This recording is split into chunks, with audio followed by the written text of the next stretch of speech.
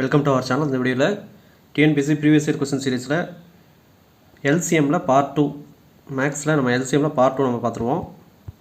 So இதுக்கு முன்னாடி LCM part 1 பார்க்காதவங்க நம்ம பிளேலிஸ்ட்டில் கொடுத்துருப்போம். எல்சிஎம் அப்படின்னு சொல்லிட்டு previous year TNPSC previous year question 2019 2024 அப்படின்னு சொல்லிட்டு பிளேலிஸ்ட்டில் ஒரு ஃபோல்டர் க்ரியேட் பண்ணியிருப்பேன். ஸோ அதில் பார்ட் 1 வீடியோ இருக்கும். அந்த பார்ட் 1 வீடியோ பார்த்துட்டு அதுக்கப்புறம் இது பார்த்தீங்கன்னா தெளிவாக தெரியும். ஏன்னா அதில் ஃபார்முலா, அந்த கான்செப்ட்டு, அப்புறம் சம்லாம் எப்படி வந்தால் நம்ம ஆன்சர் பண்ணோம் அப்படிங்கிறத பேசிக் டீட்டெயில் கொஞ்சம் தெளிவாக சொல்லியிருப்பேன். ஸோ அதை பார்த்துட்டு இதை பார்த்திங்க அப்படின்னா ரொம்ப யூஸ்ஃபுல்லாக இருக்கும். இப்போ இந்த பார்ட் 2ல் வந்து 21 to 40 நம்ம பார்க்க போகிறோம். ஸோ இந்த கொஷின்ஸ்லாம் நம்ம ஆல்ரெடி சொன்ன மாரி 2019 2024 வரையிலும் டிஎன்பிசியில் மொத்தம் ஒரு 54-60 கொஷின் பக்கம் இருக்குது. அதாவது இந்த ஒரு 4-5 வருஷத்தில் அது எல்லாத்தையும் கலெக்ட் பண்ணி தான் நம்ம இதை ஸ்டார்ட் பண்ணி ஆரம்பிச்சிருக்கிறோம். இது ஒவ்வொரு பார்ட்டாக அப்படியே போகும். இப்போதைக்கு மினிமம் ஒரு 3 பார்ட்டு அந்தமாரி வருதும் அப்படின்னா அடுத்தடுத்த பார்ட் வந்து அடுத்தடுத்த எக்ஸாம் வரும்போது அப்படியே ஒரு 20 கொஷின் கலெக்ட் ஆனோன்னா அடுத்த பார்ட் அப்படியே ரெடி ஆகிடும். ஸோ அந்தமாரி கண்டினியூவாக அது நம்ம ஃபாலோ பண்ணிக்கலாம். இப்போ நம்ம பார்ட் 2ல் பார்ப்போம்.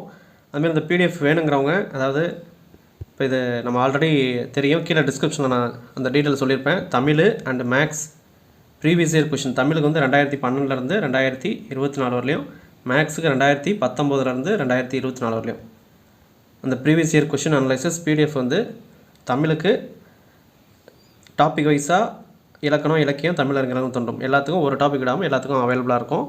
அதேமாரி மேக்ஸுக்கு கொஷின் பிடிஎஃப், ஆன்சர் பிடிஎஃப். இந்த ஆன்சர் பிடிஎஃப் அப்படின்னா இந்த இதான் இப்போ நம்ம இதேமாரி சால்வ் பண்ணி உங்களுக்கு அந்த சால்வ் பண்ண நம்ம வீடியோவில் எக்ஸ்பிளைன் பண்ணுற பிடிஎஃப்பும் அப்படியே உங்களுக்கு வந்துடும்.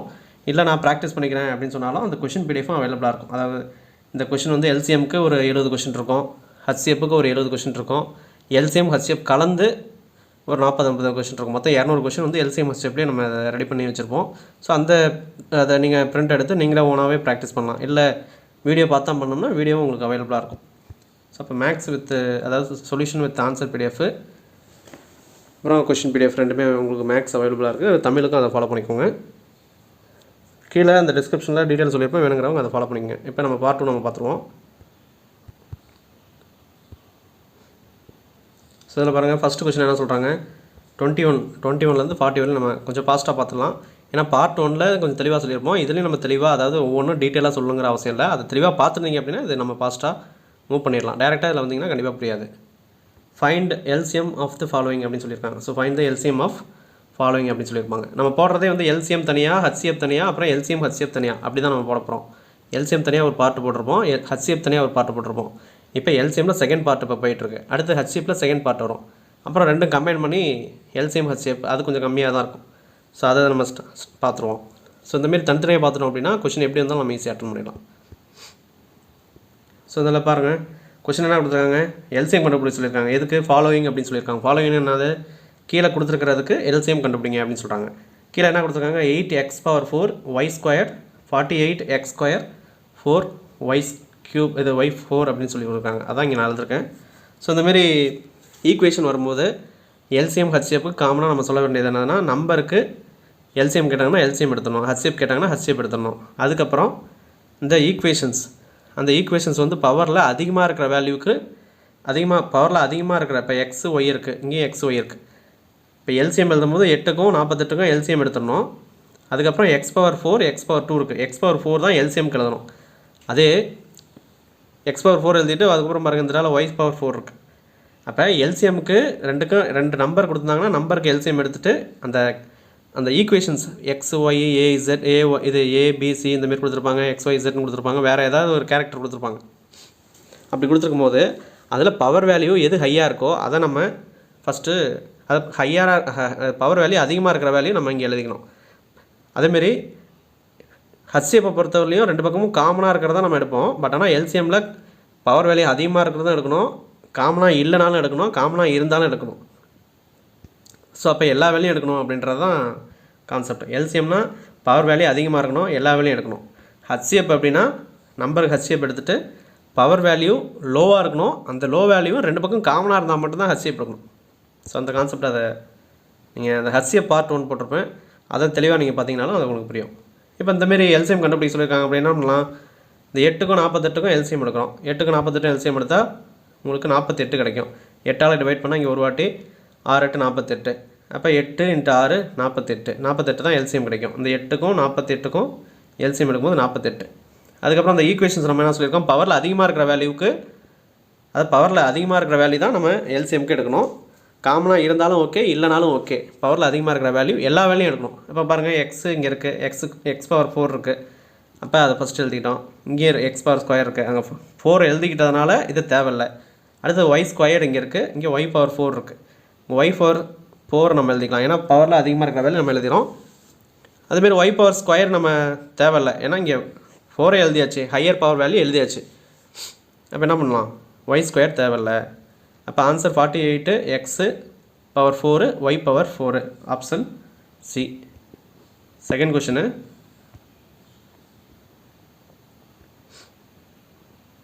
செகண்ட் கொஷின் பாருங்கள். The greatest number consisting of 6 digits which is exactly divisible by 24, 15, 36 அப்படின்னு சொல்லியிருக்காங்க.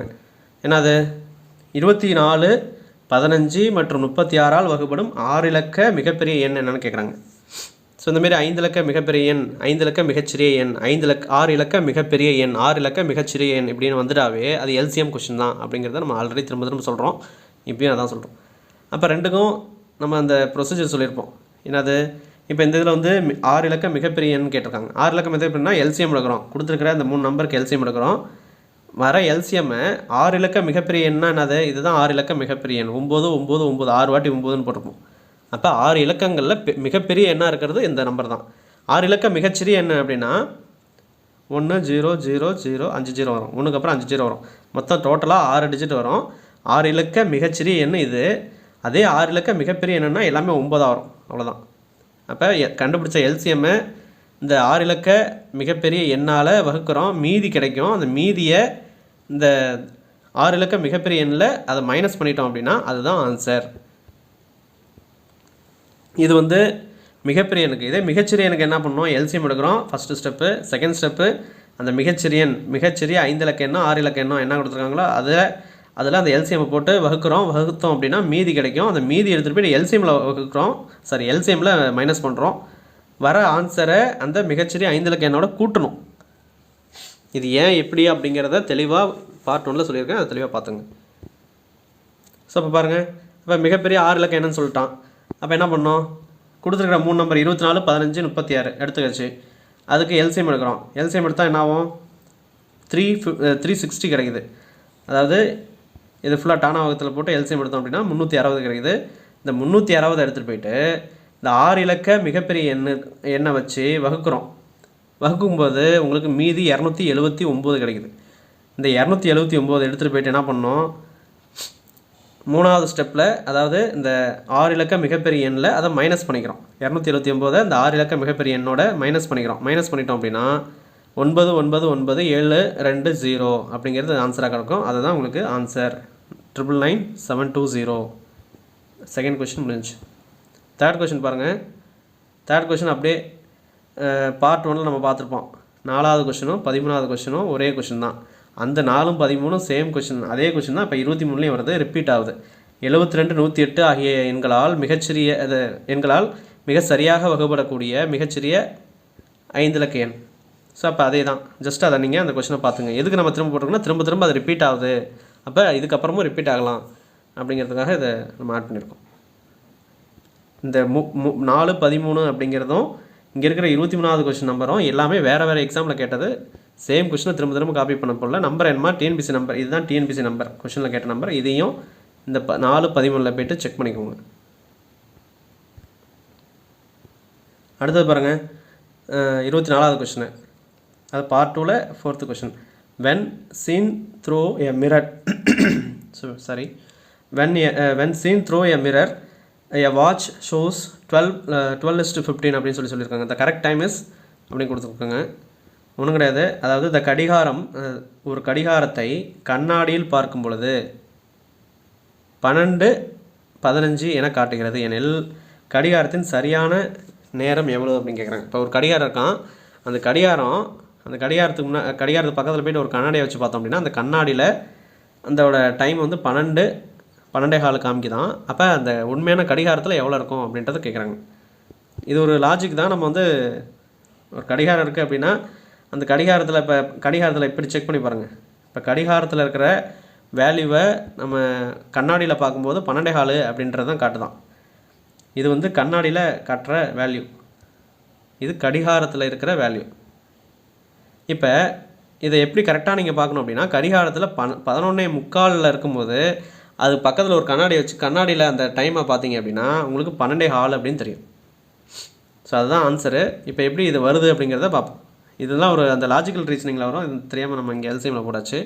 இருந்தாலும் அப்போ அங்கங்கே எங்கேயா போட்டிருக்கோம் அப்படின்னா இது ஹார்ட் காப்பியில் நம்ம எடுத்து அதை சால்வ் பண்ணுறதுனால இது நடுவில் வருது. அதை அப்படியே சால்வ் பண்ணி நீங்கள் நோட்டில் போட்டு எழுதும் போதோ இல்லை சால்வ் பண்ணும்போதோ அந்த ரீசனிங்கில் இதை ஆட் பண்ணிக்கோங்க.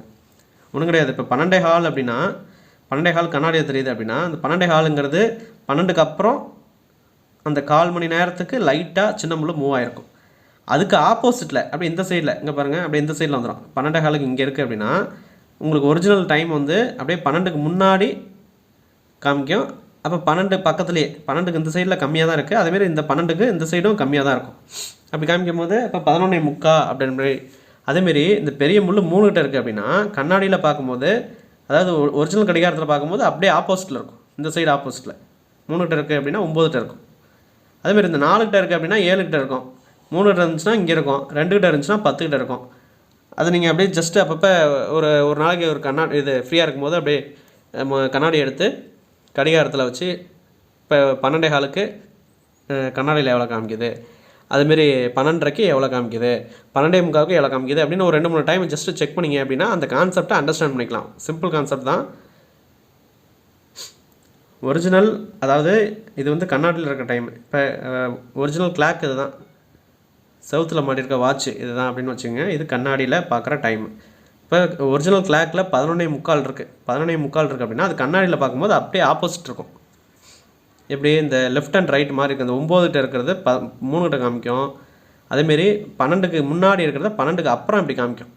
அப்போ 12க்கு அப்புறம் இதனால் காமிக்கும் போது இது 3 கிட்ட வரும்போது 11:45 12.4 அப்படின்னு மாற்றி காமிக்கும். அவ்வளோதான் லாஜிக்.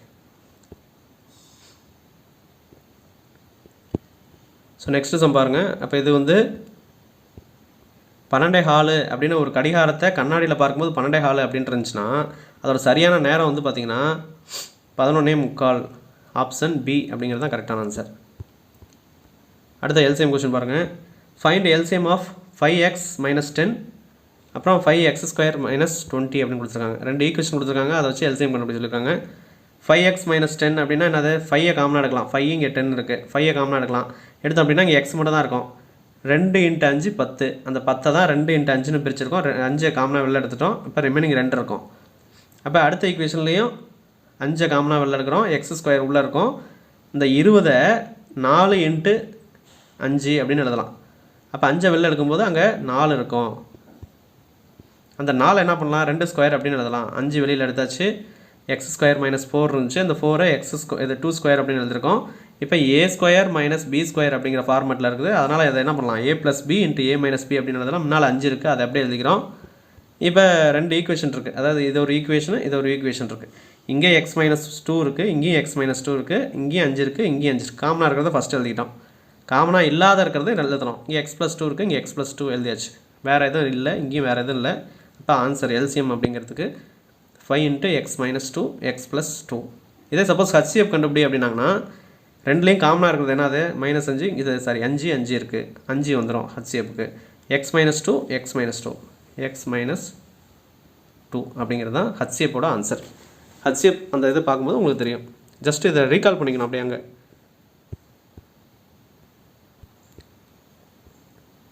அடுத்து பாருங்கள், நெக்ஸ்ட் சம்மு எல்சிஎம் கண்டுபிடி சொல்லியிருக்காங்க. என்னது, இதுவும் ஈஸி தான். இதெல்லாம் பார்த்தோன்னா பாஸ்ட்டாக போட்டுருணும். அப்போ இந்தமாரி 16 m - 12 m² n² 8 n² அப்படின்னு கொடுத்துருக்காங்க. அப்புறம் அந்த 16 - 12 8 அந்த 3 இதுக்கும் எல்சிஎம் எடுத்துடணும். 16 - 12 8 -12க்கு எப்படி எழுதணும்னா அப்படியே தான். இங்கே 4ஆல் டிவைட் பண்ணுறோம் 4 வாட்டி. 12 4ஆல் டிவைட் பண்ணால் 3 வாட்டி. இங்கே -12 இருக்குன்னா -3ன்னு போடுறோம், அவ்வளோதான். இங்கே 8ஆல் 4 டிவைட் பண்ணால் 4 வாட்டி. திரும்ப 2ஆல் டிவைட் பண்ணுறோம். இங்கே 2 இருக்குது, அப்படியே இங்கே -3 வந்துருச்சு. இங்கே 1. இதை அப்படியே மல்டிப்ளை பண்ணும்போது ஃபைனலாக உங்களுக்கு மைனஸில் ஆன்சர் கிடைக்கும். அப்போ இந்த 16 - 12 8க்கு எல்சிஎம் எடுக்கும்போது -48 கிடைக்குது. 48 இந்த 3 நம்பருக்கும் ஃபஸ்ட்டு எல்சிஎம் எடுத்துறோம். -48 கிடைக்குது. அப்படியே -48 நம்ம போட்டாச்சு. ரிமைனிங் என்ன இருக்குது? எம் இங்கே இருக்குது, இங்கேயும் எம் இருக்குது, இங்கே எம் இல்லை. இல்லைனாலும் எல்சிஎம்க்கு எடுக்கணும். அது ஹையர் பவர் வேல்யூ எடுக்கணும். எம் ஸ்கொயர் தான் ஹையர் பவர் வேல்யூ. இதுலேயும் பார்த்தீங்கன்னா எம் ஸ்கொயர் தான் இருக்குது. அதனால் எம் ஸ்கொயர் எடுத்தாச்சு. அடுத்து பாருங்கள் என் ஸ்கொயர் இருக்குது, என் ஸ்கொயர் இங்கே போட்டாச்சு. என் கியூப் கிடையாது, அதனால் என் ஸ்கொயர் தான் இருந்துச்சு, அது போட்டாச்சு. அப்போ answer -48 M square n square எங்கே இருக்குது? ஆப்ஷன் சியில் இருக்குது. நெக்ஸ்ட் பாருங்கள் 27வது கொஸ்டின். இரு எண்களின் மீசிமா 84, இவ்விரு எண்களின் விகிதம் 3:4 எனில் வெண்கள் காண்க அப்படின்னு சொல்லியிருக்காங்க. 2 numbers are in the ratio of 3:4, their LCM is 84, find the numbers அப்படின்னு சொல்லியிருக்காங்க. அப்போ 2 எண்களோட வேல்யூ கொடுக்காம ரேஷியோவில் கொடுத்துட்டாங்க, அதோட எல்சிஎம் கொடுத்துருக்காங்க. அப்போ அந்த எண்களை காண்க அப்படின்னு சொல்கிறாங்க. A/B, அதாவது A/B இன்ட்டு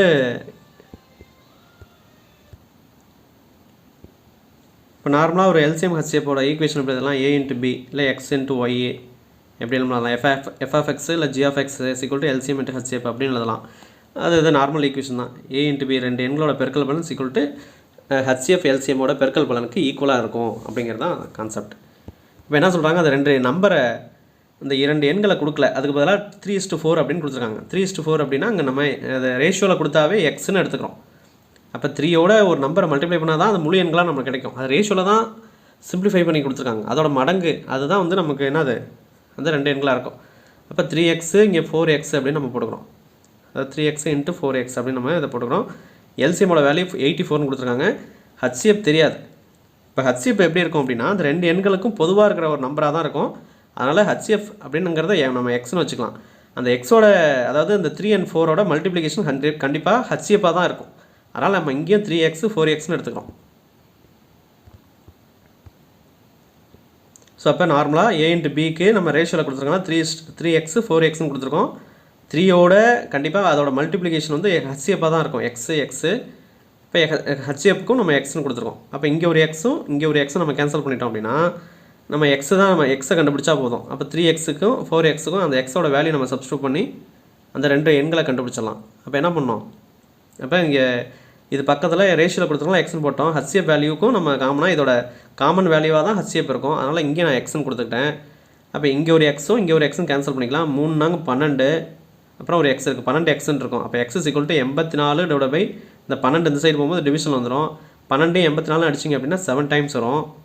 அப்போ எக்ஸோட வேல்யூ 7 அப்படின்னு நம்ம கண்டுபிடிச்சாச்சு. இப்போ அவங்க என்ன கேட்குறாங்க? அவ்வெண்களை காண்க, அந்த எண்களை காண்க அப்படின்னு சொல்லியிருக்காங்க. அப்போ எக்ஸோட வேல்யூ 7 அப்படின்னா 3x 4x இருக்குது. 3 × எக்ஸோட வேல்யூ தான் 7, 3 × 7 21. 4x அப்படின்னா 4 × 7 28, 21 28 அப்படிங்கிறது தான் அந்த இரு எண்கள். ஆப்ஷன் டி தான் இதுக்கு உள்ள கரெக்டான ஆன்சர். அடுத்து 28வது கொஸ்டின். இந்த எல்சிஎம் ஆஃப் அப்படின்னு கொடுத்து 3 ஈக்குவேஷன் கொடுத்துருக்காங்க. இந்த இதை ஈக்குவேஷன் சால்வ் பண்ணால் ஆன்சர் கண்டுபிடிச்சலாம். ரொம்ப ஈஸி தான். ஃபஸ்ட் ஈக்குவேஷன் பாருங்கள், a+b² இதை நம்ம எக்ஸ்பேண்ட் பண்ண தேவையில்ல, அப்படியே வச்சுக்கலாம். ஏன்னா a+b அதுக்கப்புறம் a-b அப்படின்னு இந்த செகண்ட் ஈக்குவேஷனும் வரும். அதனால் a+b² அப்படிங்கிறத இருக்கட்டும். கடைசியில் வரலன்னா அதை மாற்றிக்கலாம். அதை நான் அப்படியே வச்சுருக்கிறேன். செகண்ட் ஈக்குவேஷன் பாருங்கள், a² - b² அப்படிங்கிற ஃபார்மெட்டில் இருக்குது. இங்கே இருக்குது a² - b² ஃபார்மெட் அப்படின்னா என்னது? அதோட ஃபார்முலானா a+b a-b அப்படிங்கிறத எக்ஸ்பேண்ட் பண்ணி எழுதியாச்சு. அடுத்து a-b² அப்படின்னு இருக்குது. எங்கே? 3வது ஈக்குவேஷன். அதையும் நான் அப்படியே எழுதிக்கிறேன். ஏன்னா இங்கே a-b இருக்குது, a+b இருக்குது. இங்கேயும் a-b a+b இருக்குது. இங்கே பவரில் 2 இருக்குது, இங்கே 2 இருக்குது. அப்போ ப்ளஸோட டேர்ம் இங்கே இருக்குது, மைனஸோட டேர்ம் இங்கே இருக்குது. இங்கே பவரில் 1 இருக்கிறதா அர்த்தம், ஒன்றுமே இல்லை அப்படின்னா 1 இருக்கிறதா அர்த்தம். அப்போ நம்ம என்ன பண்ணோம்? எல்சிஎம் எடுக்கும்போது ஹையர் பவர் வேல்யூ தான் எடுக்கணுமே தவிர இதென்ன விரிவாக்க தேவையில்லை, இதை எக்ஸ்பிளைன் பண்ண தேவையில்லை. அதை அப்படியே வச்சுட்டு இங்கே a+b இருக்குது, இங்கேயும் a+b இருக்குது. அதில் ஹையர் வேல்யூ என்னது? a+b² அதை எழுதிட்டேன். இங்கே a-b இருக்குது, இங்கேயும் a-b இருக்குது. அதில் ஹையர் வேல்யூ என்னது? a-b². அவ்வளோதான் எல்சிஎம். இதே HCF இதுக்கு எடுங்க அப்படின்னா 3லேயும் என்னது காமனாக இருக்கான்னு பார்ப்போம். a-b இருக்குது, இங்கே a-b இருக்குது, இங்கே a+bன்னு இருக்குது. இங்கே a+b இருக்குது, இங்கே a+b இருக்குது, இங்கே a-b தான் இருக்குது. இப்போ 3லுமே எதுவும் காமனாக இல்லை. அதனால் காமனாக எதுவும் இல்லை அப்படின்னா HCF வேல்யூ 1ன்னு வரும். இந்தமாரி சம் அதில் வந்துச்சுன்னா அதில் பார்ப்போம். ஸோ அப்போ எல்சிஎம் இது கண்டுபிடி சொல்லியிருக்காங்க. ஆன்சர் டி தான் இதுக்குள்ளே கரெக்டான ஆன்சர். அடுத்த பாருங்கள், 6 bells commence tolling together and toll of the interval 2, 4, 6, 8, 10 and 12 seconds respectively. In 1 hour, how many times do they all together toll together அப்படின்னு சொல்லியிருக்காங்க. 6 மணிகள் ஒன்றாக மணி ஒலிக்க தொடங்குகின்றன மற்றும் மணி ஒலிக்கும் இடைவெளிகள் முறையே 2, 4, 6, 8, 10 மற்றும் 12 வினாடிகள். அது நொடிகள்னு கொடுத்துருக்காங்க. செகண்ட்ஸா இல்லை மினிட்ஸில் கொடுத்துருக்காங்களா அப்படிங்கிறது தெளிவாக செக் பண்ணிக்கணும். இதில் செகண்ட்ஸில் கொடுத்துருக்காங்க. ஒரு மணி நேரத்தில் மணிகள், இந்த எல்லா மணிகளும் எத்தனை முறை ஒன்றாக ஒலிக்கும் அப்படின்னு கேட்குறாங்க. இப்போ இந்த ஒன்றாக ஒலிக்கும்னாவே எல்சிஎம். நார்மலாக ஒரு வாட்டி 7 மணிக்கு ஒன்றா ஒலிச்சுது, எப்போ அடுத்த டைம் ஒன்றா ஒலிக்கும் அப்படிங்கிறத கேட்பாங்க. இந்த இதில் என்ன கேட்டிருக்காங்கன்னா, இதில் வந்து ஒரு மணி நேரத்தில் எத்தனை வாட்டி ஒன்றா ஒலிக்குன்னு கேட்குறாங்க. அப்போ ஒன்றா ஒலிக்கினாவே எல்சிஎம் எடுக்கணும். அப்போ 1 ஹவரில் எத்தனை வாட்டி ஒன்றா ஒலிக்குது அப்படிங்கிறத பார்க்க போகிறோம். அப்போ என்ன பண்ணோம், கொடுத்துருக்க நம்பருக்கு எல்சிஎம் எடுக்கிறோம். 2, 4, 6, 8, 10, 12க்கு எல்சிஎம் எடுக்க போகிறோம். அது இத்தனை மணிகள் இந்த இடைவெளியில் ஒலிக்குது அப்படின்னு சொல்கிறாங்க. இதெல்லாம் எப்போ ஒன்றா ஒலிக்கும் அப்படிங்கிறத கண்டுபிடிக்கணும். அப்புறம் 1 மணி நேரத்தில் அதை டிவைட் பண்ணோம் அப்படின்னா எத்தனை வாட்டி ஒலிக்குது அப்படிங்கிறத கண்டுபிடிச்சிடலாம்.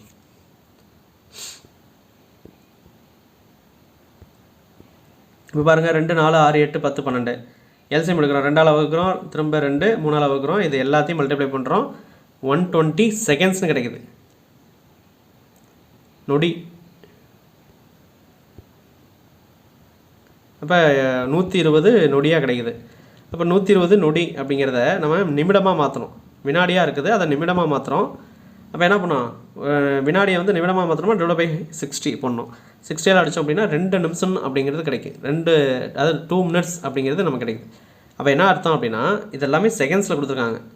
2 செகண்ட்ஸில் ஃபஸ்ட்டு பெல் அடிக்குதான், 4 செகண்ட்ஸில் அடுத்த பெல் அடிக்குதான், இப்படி தனித்தனியாக அடிக்குது. ஆனால் 2 நிமிஷத்துக்கு ஒரு வாட்டி எல்லாம் ஒன்றா அடிக்கும் அப்படிங்கிறத புரிஞ்சுக்கணும். இப்போ நம்ம கண்டுபிடிச்சிருக்க வேல்யூ வந்து எல்சிஎம் கண்டுபிடிச்சிருக்கோம். அந்த எல்சிஎம் வேல்யூ தான் எல்லா இதுவும் திரும்ப ஒன்றா அடிக்கிற பாசிபிலிட்டி. அப்போ 2 நிமிஷத்துக்கு ஒரு வாட்டி எல்லாம் ஒன்றா அடிக்கும். அப்படின்னா 1 மணி நேரத்தில் எத்தனை 2 நிமிஷம் இருக்குது, 30 2 நிமிஷம் இருக்குது. அப்போ 60/2 நம்ம அடித்து போட்டோம் அப்படின்னா 30 வாட்டி கிடைக்கும். 30 வாட்டி. ஆனால் ஆன்சர் 31 கொடுத்துருப்பாங்க. ஏன் அப்படின்னா 6 மணிகள் ஒன்றாக மணி ஒலிக்க தொடங்குகின்றன அப்படின்னு சொல்லியிருக்காங்க. ஃபஸ்ட்டு ஒரு வாட்டி ஒலிச்சிருச்சு, அதாவது ஒன்றா ஒலிக்குது. இப்போ ஒன்றா ஒலிக்குது அப்படின்னா ஸ்டார்டிங்லேயே அந்த 0விலேயே ஆரம்பிச்சிருச்சு. அதுக்கப்புறம் 2, 4, 4வது நிமிஷம், 6வது நிமிஷம், 8வது நிமிஷம் அப்படியே போயிட்டுருக்கு. அப்போ 60ஆம் நிமிஷம் போயிட்டுருக்கு. அப்போ ஸ்டார்டிங்லேயே ஒன்றா ஒலிக்க ஆரம்பிச்சிருச்சு. அந்த ஒன்று தான் இது. அதுக்கப்புறம் 1 ஹவரில் 30 வாட்டி, மொத்தம் 31 வாட்டி என்ன பண்ணோம், இந்த எல்லா மணிகளும் எகைன், அதாவது திரும்ப சேம் டைமில் ஒலிக்கும் அப்படின்னு சொல்கிறாங்க. ஆன்சர் பி 31 டைம்ஸ் ஒலிக்குதும். 29 கொஸ்டின். அடுத்த பாருங்கள், 30வது கொஸ்டின். என்ன கொடுத்துருக்காங்க, 32, 36, 45, 60, 80 ஆகிய எண்களால் மீதியின்றி வகுப்படும் மிகச்சிறிய எண். மிகச்சிறிய எண்ணாவே எல்சிஎம். அதே வந்து 5 இலக்கம் மிகச்சிறிய எண், 5 இலக்கம் மிகப்பெரிய எண், 5 இலக்கம், 4 இலக்கம், 6 இலக்கம், 8 இலக்கம், இல்லை 7 இலக்கம், அந்த மாதிரி 2க்கும் மேலே கொடுத்தாங்க அப்படின்னா அது வந்து எல்சிஎம் மட்டும்தான். அதே மிகப்பெரிய எண் அப்படின்னு கொடுத்தாங்கன்னா அது ஹெச்சிஎஃப். அதிகபட்ச நீளம், அதிகபட்சம் அப்படின்ற மாரி வரும், அது வந்து ஹெச்சிஎஃப்பில் வரும். ஹெச்சிஎஃப் பார்ட் பார்க்கும்போது அது உங்களுக்கு அந்த பார்ட் 1ல் நான் தெளிவாக சொல்லியிருப்பேன். அதேமாரி ஒன்றாக 4 பேர் ஒன்றா மீட் பண்ணாங்க ஃபஸ்ட்டு வாட்டி, திரும்ப எப்போ ஒன்றா மீட் பண்ணுவாங்க, ஒன்றாக எப்போ மீட் பண்ணுவாங்க, எப்போ ஒன்றா சிக்னல் மாறும் அப்படிங்கிறது வந்து அது எல்சிஎம். பாருங்கள், the least number which is exactly divisible by அப்படின்னு கொடுத்துருக்காங்க. லீஸ்ட் நம்பர் அப்படின்னா என்னது, லீஸ்ட் காமன் மல்டிபிள், எல்சிஎம் அப்படிங்கிறத கண்டுபிடிக்க சொல்கிறாங்க. இப்போ இந்த நம்பருக்கு எல்சிஎம் எடுத்துனோம் அப்படின்னா முடிஞ்சிச்சு. டானா வகுத்தில் போடுறோம். இது எல்லாத்துக்கும் 2ஆல் வகுக்கிறோம், 3ஆல் 5, 2, 4, 3 எல்லாத்தையும் வகுத்தோம் அப்படின்னா இந்தமாரி கிடைக்கும். இது எல்லாத்தையும் நம்ம செப்பரேட் பண்ணிக்கலாம். இங்கே பாருங்கள், 2 ஒரு வாட்டி, 2 வாட்டி, 3 வாட்டி இருக்குது. அது 2/3 அப்படின்னு போட்டிருக்கேன். 3 இங்கே ஒரு வாட்டி இருக்குது, 2 வாட்டி இருக்குது, 3/2ன்னு போட்டிருக்கேன். அப்புறம் 4 இருக்குது, அப்புறம் இங்கே 5 இருக்குது, அதையும் நான் போட்டிருக்கேன். 4, 5, 20, 3 ஸ்கொயர் வந்து 9, 2 கியூபுங்கிறது 8, 8, 9, 72, 20 இங்கே சேர்த்துருக்கோம். 72 × 20, 2ஐயும் 72ஐயும் மல்டிப்ளை பண்ணுங்கள். 7 7 14, 140, ஒரு 2 144 வந்துடும். பக்கத்தில் ஒரு 0 இருக்குது, 1440 அப்படிங்கிறது தான் இதுக்குள்ள என்சிஎம். Option B.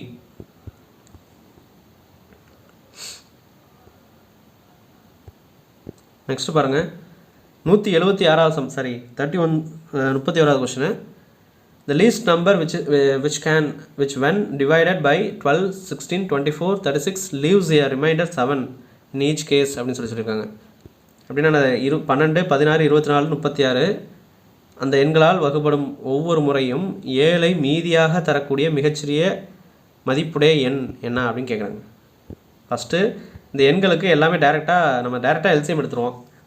அந்த டேரெக்டாக எடுக்கிற எல்சிஎம் அந்த நம்பர் வந்து மீதியே கொடுக்காது. அப்போ இது என்ன பண்ணோம், 12, 16, 24, 36க்கு எல்சிஎம் எடுத்துடுறோம். எல்சிஎம் எடுத்தோம் அப்படின்னா இங்கே 2, 1, 2, 3, 4 வாட்டி இருக்குது. 2/4ன்னு போட்டிருக்கேன். 3 2 டைம்ஸ் இருக்குது. 3/2ன்னு போட்டிருக்கேன். 3 பவர் ஸ்கொயர் வந்து நம்ம 9 எழுதலாம். 2/4 வந்து 2 × 2 × 2 × 2 4 வாட்டி 2 2ஆக போடுவோம். அதை போட்டோம் அப்படின்னா 16 கிடைக்கும். 16 × 19 144. 144 அப்படிங்கிற எண் வந்து இந்த எண்களால் வகுப்படும் போது மீதி எதுவுமே கொடுக்காது. அவங்க என்ன சொல்கிறாங்க, ஒவ்வொரு நம்பரும் 7 வாட்டி 7 அப்படிங்கிற மீதியை கொடுக்குது அப்படின்றான். அப்போ மீதியை கொடுக்கணும் அப்படின்னா இந்த 144ஓட +7 நான் சேர்த்துக்கிட்டேன் அப்படின்னா 151 கிடைக்கும். இந்த 151 அப்படிங்கிறது இந்த எண்களால் வகுப்படும் +0, அதாவது +7 அப்படிங்கிற, அதாவது 7 அப்படிங்கிற ஒரு நம்பரை வந்து மீதியாக கொடுக்கும் அப்படின்னு சொல்கிறாங்க. அப்போ என்ன பண்ணோம், இந்தமாரி மீதியை கொடுக்குது அப்படின்னாவே என்ன பண்ணோம், அந்த நம்பரை எல்லாத்தையும் போட்டு எல்சிஎம் எடுக்கிறோம். அதோட என்ன மீதியை கொடுக்குதோ அதை சேர்த்து கூட்டி ஆன்சரை கண்டுபிடிச்சிடும். ஆன்சர் வந்து A 151. அடுத்து பாருங்கள் 32வது question. If a clock strikes once at 1 o'clock, twice at 2 o'clock, thrice at 3 o'clock and so on, how many times will it strike in a day அப்படின்னு கொடுத்துருக்காங்க. ஒரு கடிகாரம் 1 மணிக்கு ஒரு முறை, 2 மணிக்கு 2 முறை, 3 மணிக்கு 3 முறை என்றவாறு தொடர்ந்து சரியாக ஒவ்வொரு மணிக்கும் ஒலி எழுப்பும் எனில் ஒரு நாளில் அக்கடிகாரம் எத்தனை முறை ஒலி எழுப்பும் அப்படின்னு கேட்குறாங்க. அப்படின்னா என்னது, கடிகாரம் இருக்கான். அந்த கடிகாரம் வந்து ஒரு நாளைக்குங்கிறது 24 மணி நேரம். ஆனால் கடிகாரம் அப்படிங்கிறது 12 மணி, இதை 0லேருந்து 1 to 12 ஹவர்ஸ்க்குள்ளே தான் கடிகாரம் இருக்கும். 24 மணி நேரம் கடிகாரம் எங்கேயுமே கிடையாது. அப்போ பகல் 12 மணி நேரம், நைட்டு 12 மணி நேரம் அப்படி தான் நம்ம வச்சுக்கணுமே தவிர 24 மணி நேரம் இருக்கிற கடிகாரம் கிடையாது. அப்போ என்ன பண்ணுறோம், அவங்க என்ன சொல்கிறாங்கன்னா 1 மணி இருக்கும்போது 1 வாட்டி அடிக்குதான், 2 மணி இருக்கும்போது 2 வாட்டி அடிக்குதான், 3 மணி இருக்கும்போது 3 வாட்டி அடிக்குதான். இப்போ 12 மணி இருக்கும்போது 12 வாட்டி அடிக்கும். அந்தமாரி வச்சுக்கலாம். அவங்க அதான் சொல்கிறாங்க, ஒரு கடிகாரம் 1 மணிக்கு 1 முறை, 2 மணிக்கு 2 முறை, 3 மணிக்கு 3 முறை அப்படியே கண்ட்ரிஸாக அதை அடிச்சுட்டு போதான். அப்போ ஒரு நாளில் அப்போ 24 மணி நேரம் இருக்குது. அப்போ அந்த 24 கிளாக்கை பேஸ் பண்ணி 24 மணி நேரத்தில் எத்தனை வாட்டி அடிக்கும் அப்படின்னு கேட்குறாங்க. அப்போ இந்தமாரி கொடுத்துட்டாவே என்ன பண்ணுறேன் அப்போ இந்தமாரி கொடுத்துட்டாவே என்ன பண்ணோம், ஒரு நாளைக்கு 12 மணி நேரம் இருக்குது அப்படின்னா 1 மணிக்கு 1 வாட்டி அடிக்குது, 2 மணிக்கு 2 வாட்டி அடிக்குது, 3 மணிக்கு 3 வாட்டி அடிக்குது. அப்படின்னா இது இயல் எண்களின் கூடுதல் அந்த பேஸ் பண்ணியில் வந்துடும். அப்போ இது என்ன பண்ணுறோம், இயல் எண்களின் கூடுதல் அப்படிங்கிற கான்செப்டை அந்த முதல் எண் இயல் எண்களின் கூடுதலோட ஃபார்முலா அது n × n+1/2 அப்படிங்கிறது அதிகம்.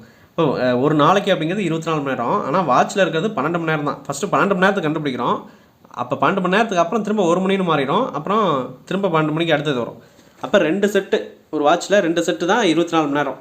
ஃபஸ்ட்டு 1 to 12 ஹவர்ஸு, திரும்ப 1 to 12 ஹவர்ஸ். அப்போ என்ன பண்ணுறோம், முதல் இயல் எண்களின் கூடுதல் அந்த ஃபார்முலா யூஸ் பண்ணி ஃபஸ்ட்டு ஒரு செட்டு கண்டுபிடிச்சிடறோம். அதோட ×2 போட்டோம் அப்படின்னா அப்போ ஒரு நாளைக்குள்ளே எத்தனை டைம்ஸ் அடிக்குது அப்படிங்கிறத கண்டுபிடிச்சிடலாம். அப்போ பாருங்கள் 1 + 2 + 3 + 4 + up to 12 ஹவர்ஸ் அப்படின்னு போட்டாச்சு. இங்கே தெளிவாக முக்கியம், 24 மணி நேரம்னா 24 இங்கே போட்டக்கூடாது, 12 தான் போடணும். அப்போ என்னோட வேல்யூ 12, n+1 அப்படின்னா 13 வரும். ரெண்டையும் கீழே ஃபார்முலா அது n × n+1/2. அப்போ 2யும் 12யும் கேன்சல் பண்ணால் 6 வரும். 6 × 13 78 டைம்ஸ். இது வந்து 1 மணிலேருந்து 12 மணி வரலையும், திரும்ப 12 மணிக்கு மேலே அடுத்த 1 மணி மாறும். அப்போ திரும்ப 1 to திரும்ப நைட்டு 12 மணிலையும் அப்படின்னு வச்சுக்கணும். அப்படின்னா 24 ஹவர்ஸ் அப்போ தான் நமக்கு கரெக்டாக கிடைக்கும். அப்போ 2 வாட்டி, அப்போ ஒரு வாட்டி ஒரு கிளாக்கு 1லேருந்து 12 மணி வரலையும் என்னது 78 டைம்ஸ் அடிக்குது. திரும்ப 1 மணிக்கு முடிஞ்சால் திரும்ப ஒரு வாட்டி தான் அடிக்கும். 2 மணி வரும்போது 2 வாட்டி, 3 மணி வரும்போது 3 வாட்டி. அப்போ 2 செட்டு. அப்போ 78 திரும்ப இதேமாரி போட்டு நம்ம இது பண்ணோம் அப்படிங்கிறதுக்காக 78 × 2 போட்டோம் அப்படின்னா 156 அப்படின்னு கிடைக்கும். அப்போ ஒரு நாளைக்கு 24 மணி நேரத்தில் இந்தமாரி 156 டைம்ஸ் வந்து அடிக்கும். 1 மணிக்கு 1 வாட்டி அடிச்சுது, 2 மணிக்கு 2 வாட்டி அடிக்குது, 3 மணிக்கு 3 வாட்டி அடிக்குது, 12 மணிக்கு 12 வாட்டி அடிக்கும். அதுமாரி ஒரு நாளைக்கு 2 செட் இருக்குது. அப்போ ஒரு செட்டு கண்டுபிடிச்சிடறோம். அது ×2 போட்டோம் அப்படின்னா ஒரு நாளைக்கு 24 ஹவர்ஸ்க்கு 156 வாட்டி அடிக்குது. 33வது கொஷினு எல்சிஎம் கண்டுபிடி சொல்லியிருக்காங்க. ரிப்பீட்டு 25வது கொஷின் அப்போ தான் நம்ம பார்த்தோம். 25வது கொஷினில் இது அப்படியே ரிப்பீட் ஆகுது. அது வேறு கொஷின், இது வேறு கொஷின், செக் பண்ணிக்கோங்க. அப்புறம் 34வது கொஷினு இது எல்சிஎம் ஆஃப் அப்படின்னு சொல்லி ஈக்குவேஷன் கொடுத்துருக்காங்க. எல்சிஎம்மை இது எக்ஸ்பிளைன் பண்ணலாம். பட் ஆனால் இது 19வது கொஸ்டின் நம்ம சால்வ் பண்ணியிருக்கோம். எல்லாமே ரிப்பீட் ஆகிற கொஸ்டின். அது வேறு கொஸ்டின். இது 152வது கொஸ்டின், இது 153வது கொஸ்டின். இது வேறு டிஎன்பிசி, அது வேறு டிஎன்பிசி கொஸ்டின். வேறு எக்ஸாமில் கேட்டது திரும்ப ரிப்பீட் ஆகுது அப்படின்னா தெளிவாக அதை பார்த்துக்கணும். அப்போ பார்ட் 1ஓட வீடியோவில் 19வது கொஸ்டின் அதை ரெஃபர் பண்ணிங்க அப்படின்னா இந்த 34வது கொஸ்டின் அதுவும் சேம் தான். அடுத்து 35வது கொஸ்டின் பாருங்கள். 15 அது what is the 4 digit greatest number which is exactly divisible by 15, 18, 20 அப்படின்னு கொடுத்துருக்காங்க. அப்படின்னா என்னது 15, 18, 20 அதாவது 15, 18, 20 மீதியின்றி வகுப்படும் மிகப்பெரிய 4 இலக்க எண் அப்படின்னு கேட்குறாங்க. மிகப்பெரிய 4 இலக்க எண் அப்படின்னா என்னது நம்ம ஆல்ரெடி சொல்லியிருக்கிறோம். அதுக்கு 3 ஸ்டெப்பு தான். மிகச்சிறிய 4 இலக்க எண் அப்படின்னா அதுக்கு 4 ஸ்டெப்பு. சிறிய எண்ணா 4 ஸ்டெப்பு, பெருசுனா 3 ஸ்டெப்பு. அப்போ எல்சிஎம் எடுக்கிறோம். எல்சிஎம் எடுத்து மிகப்பெரிய 4 இலக்க என்னென்னா அது 9, 9, 9 4 வாட்டி 9 போடணும். அதால் வகுக்கிறோம். மீதி கிடைக்குது. அந்த மீதி எடுத்துகிட்டு போயிட்டு இந்த 9999 மைனஸ் பண்ணோம் அப்படின்னா ஆன்சர் கிடச்சிடும். ஃபஸ்ட்டு ஸ்டெப் பாருங்கள். இந்த 3 நம்பர் கொடுத்த நம்பருக்கு எல்சிஎம் எடுக்கிறோம். என்ன நம்பர் கொடுத்துருக்காங்க 15, 18, 20க்கு எல்சிஎம் எடுத்தோம் அப்படின்னா 180ன்னு கிடைக்குது. செகண்ட் ஸ்டெப்பில் என்ன பண்ணுறோம், அந்த 180 4 டிஜிட் பெரிய என்னால் வகுத்தோம் அப்படின்னா உங்களுக்கு மீதி 99 கிடைக்குது. 99 திரும்ப 118 180 வகுக்க முடியாது. ஸோ அப்போ 99 அப்படிங்கிறது மீதி. இந்த 99 எடுத்து போயிட்டு 9999 மைனஸ் பண்ணிட்டோம் அப்படின்னா அதுதான் ஆன்சர். அப்போ இங்கே பாருங்கள், இந்த 99 இந்த 4 இலக்க மிகப்பெரிய எண்ணில் மைனஸ் பண்ணிட்டோம் அப்படின்னா 9900 அப்படிங்கிறது தான் ஆன்சர். Option C. அடுத்து 36வது கொஸ்டின், லாஸ்ட் 4 கொஸ்டின் தான். எல்சிஎம் ஆஃப் அப்படின்னு கொடுத்துருக்காங்க. 2 ஈக்குவேஷன் கொடுத்துருக்காங்க. அதை எக்ஸ்பேண்ட் பண்ணி எழுதிட்டோம் அப்படின்னா எல்சிஎம் கண்டுபிடிச்சிடலாம். ஃபஸ்ட் ஈக்குவேஷன் பாருங்கள், p² - 3p + 2 அப்படின்னு கொடுத்துருக்காங்க. இந்தமாரி எடுத்துட்டாவே அந்த ஐ மெத்தட் போட்டு சால்வ் பண்ணோம். அதை நான் டேரெக்டாக இந்தமாரி நம்ம போட்டிருக்கோம். ஸோ அதில் பாருங்கள், பெருக்குனா 2 வரணும், கூட்டினா -3 வரணும். அதாவது பெருக்குனா +2ன்னு வரணும், கூட்டினோம்னா -3 அப்படின்னு கிடைக்கணும். அப்போ என்ன பண்ணோம், -1 -2ன்னு போட்டோம் அப்படின்னா -1 -2 பெருக்கும்போது +2 அப்படின்னு மாறிடும். -1 -2 கூட்டும்போது -3ன்னு மாறிடும். அப்போ இந்த 2 நம்பர் நம்ம இதை எடுத்துக்கலாம். அப்போ இதை எப்படி சால்வ் பண்ணலாம், அந்த ஈக்குவேஷனை p - 1 p - 2 அப்படின்னு எக்ஸ்பேண்ட் பண்ணி எழுதியாச்சு. செகண்ட் ஈக்குவேஷன் பாருங்கள், p² - 4 இருக்குது. 4 2² எழுதலாம். அப்போ p² - 2² அப்படின்னா a² - b² அப்படிங்கிற ஃபார்மெட்டில் இருக்குது. அப்போ a + b a - b அப்படிங்கிறத நம்ம எக்ஸ்பேண்ட் பண்ணி எழுதியாச்சு. இப்போ இந்த ஈக்குவேஷனுக்கும் இந்த ஈக்குவேஷனும் எல்சிஎம் எடுத்துட வேண்டியதான். என்ன பண்ணணும், காமனாக என்ன இருக்குன்னு ஃபஸ்ட்டு பார்க்குறோம். p - 2 p - 2 அதை ஃபஸ்ட்டு எழுதிக்கிறோம். இங்கே இருக்குது. அடுத்தது p + 2 p - 2 p + 2 p - 2 அப்படின்ட்டுருக்கு. அதையும் நம்ம இங்கே எழுதிக்கலாம். சரி, p - 2 p - 2 காமனாக இருக்குது. ஸோ p - 2 நான் இங்கே கொண்டு வந்துட்டேன். அதுக்கப்புறம் p - 1 இங்கே இருக்குது, p + 2 இங்கே இருக்குது. எல்சிஎம்க்கு எல்லா டேர்மும் எழுதணும், காமனாக இருக்கிறதும் எழுதணும். அப்போ எழுதுனதுக்கப்புறம் p - 1 அப்படியே நான் கொண்டு வந்துட்டேன். இங்கே இருக்குது பாருங்கள், p + 2 p + இது p - 2 அப்படின்ட்டு இருக்குது. அப்படின்னா அது என்ன ஃபார்மெட்டில் இருக்குது, a² - b² = a + b a - b அப்படிங்கிற எக்ஸ்பேண்டட் ஃபார்மெட்டில் இருக்குது. அப்போ இதை எப்படி எழுதலாம், p² - 2² அப்படின்னு எழுதலாம். a² - b² அப்படிங்கிற ஃபார்மெட்டில் எழுதலாம். அப்படி எழுதிட்டு இந்த p - 1 அப்படியே போட்டிருக்கிறோம். இந்த 2/2 4 நம்ம எழுதிக்கலாம். எழுதினோம்னா இதுதான் ஆன்சர். ஆப்ஷன் ஏ, p - 1 p² - 4 அப்படிங்கிறது தான் இதில் ஆன்சர். ஒரு சில சம்மில் வந்து இதோட விட்டுருப்பாங்க, அப்படியே இதோட நிப்பாட்டியிருப்பாங்க. அப்படி கொடுத்தாங்கன்னா அது ஓகே. இல்லை அப்படின்னா இதை எப்படி சிம்பிளிஃபை பண்ணலாம் அப்படின்னு பார்க்கும்போது இது 2 இது இருக்குது, p + 2 p - 2 இருக்குது. அப்போ இது எதை பேஸ் பண்ணியிருக்கு, அந்த ஃபார்முலா பேஸ் பண்ணியிருக்கு. அப்போ p² - 2² அப்படின்னு எழுதலாம். இந்த 2² 4 எழுதலாம். இதுதான் ஃபைனல் ஆன்சர். Option A. 37வது கொஸ்டின் என்ன சொல்லியிருக்காங்க, the traffic lights at 3 different road crossing change after every 48 seconds, 72 seconds and 108 seconds respectively. If they change simultaneously at 7 AM, at what time will they change simultaneously again அப்படி கொடுத்துருக்காங்க. 3 போக்குவரத்து அந்த signal இருக்கான். அதாவது 48 வினாடிகள், 72 வினாடிகள், 108 வினாடிகள், 108 வினாடிகளுக்கு பிறகு 3 வெவ்வேறு சாலை குறுக்கு வெட்டுகளில் போக்குவரத்து விளக்குகள் மாறுகின்றன. காலை 7 மணிக்கு அவை ஒரே நேரத்தில் மாறினால் எந்த நேரத்தில் அவை மீண்டும் ஒரே நேரத்தில் மாறும் அப்படின்னு கேட்குறாங்க. ஸோ இந்தமாரி அவை எல்லாம் ஒன்றா எப்போ மாறும், எல்லாம் எப்போ ஒன்றா மீட் பண்ணுவாங்க, இந்தமாரி கொஸ்டின் வந்துட்டாவே அது எல்சிஎம் அப்படின்னு முடிவு பண்ணிக்கணும். கொடுத்துருக்கிற நம்பருக்கு எல்சிஎம் எடுக்கணும். அது எடுக்கிறதுக்கு முன்னாடி அது வினாடியில் கொடுத்துருக்காங்களா, மினிட்ஸில் கொடுத்துருக்காங்களா, இல்லை ஹவர்ஸில் கொடுத்துருக்காங்களா, இல்லை நம்பரை அது பர்சன்ஸ் பேஸ் பண்ணி கொடுத்துருக்காங்களா, எதை பேஸ் பண்ணி கொடுத்துருக்காங்களா, தெளிவாக அதை பார்த்துக்கணும்.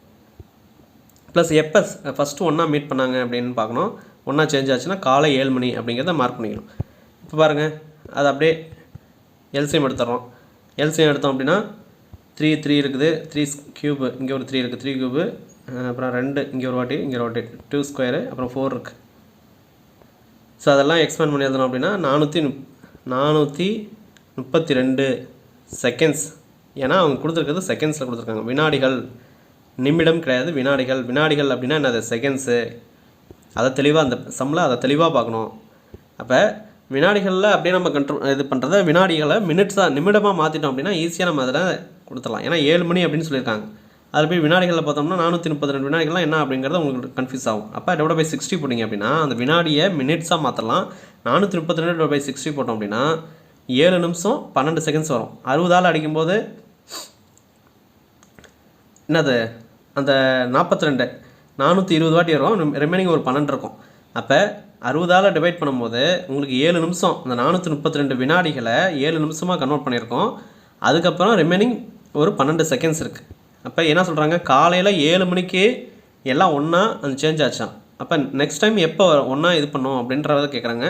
காலையில் 7 மணியோட அந்த 7 நிமிஷத்தை ப்ளஸ் 12 செகண்ட்ஸை ஆட் பண்ணிக்கணும்.